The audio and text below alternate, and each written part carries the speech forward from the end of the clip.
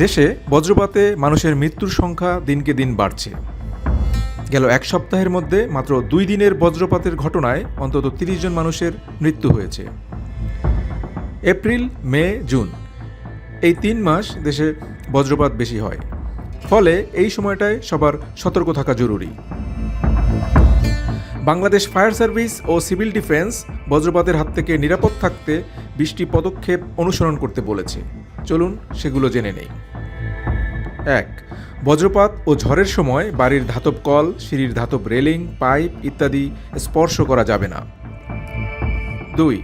ভবনে বজ্র নিরোধক দণ্ড স্থাপন নিশ্চিত করতে হবে। 3. খোলা স্থানে অনেকে একত্র থাকা অবস্থায় যদি বজ্রপাত শুরু হয় তাহলে প্রত্যেককে 50 থেকে 100 ফুট দূরে দূরে সরে যেতে হবে। 4. কোনো বাড়িতে যদি পর্যাপ্ত নিরাপত্তা ব্যবস্থা না থাকে তাহলে সবাই এক কক্ষে না থেকে আলাদা আলাদা কক্ষে চলে যেতে হবে। 5. খোলা জায়গায় কোনো বড় গাছের নিচে আশ্রয় নেওয়া যাবে না। গাছ থেকে অন্তত 4 মিটার দূরে থাকতে হবে। 6.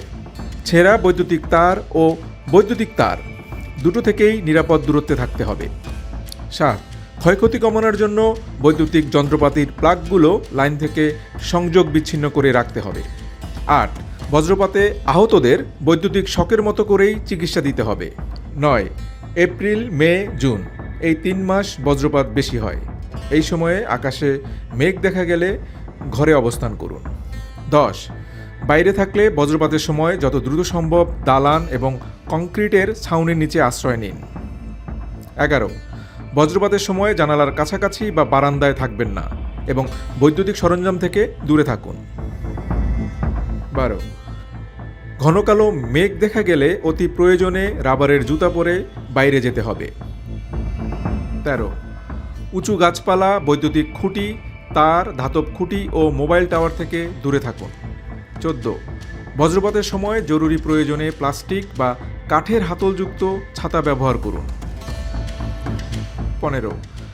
বজ্রপাতের সময় খোলা জায়গা, মাঠ বা উঁচু স্থানে থাকবেন না। 16. কালো মেঘ দেখা দিলে নদী, পুকুর, ডোবা, জলাশয় থেকে দূরে থাকুন। 17. বজ্রপাতের সময় শিশুদের খোলা মাঠে খেলাধুলা করা থেকে বিরত রাখুন, নিজেরাও বিরত থাকুন। 18. বজ্রপাতের সময় খোলা মাঠে থাকলে পায়ের আঙুলের উপর ভর দিয়ে এবং কানে আঙুল দিয়ে মাথা নিচু করে বসে পড়ুন। 19. বজ্রপাতের সময় গাড়িতে অবস্থান করলে গাড়ির ধাতব অংশের সঙ্গে শরীরের সংযোগ ঘটাবেন না। সম্ভব হলে গাড়িটিকে নিয়ে কোনো কংক্রিটের ছাউনির নিচে আশ্রয় নিন। 20. বজ্রপাতের সময় মাছ ধরা বন্ধ রেখে দ্রুত নৌকার ছাউনির নিচে গিয়ে অবস্থান করুন।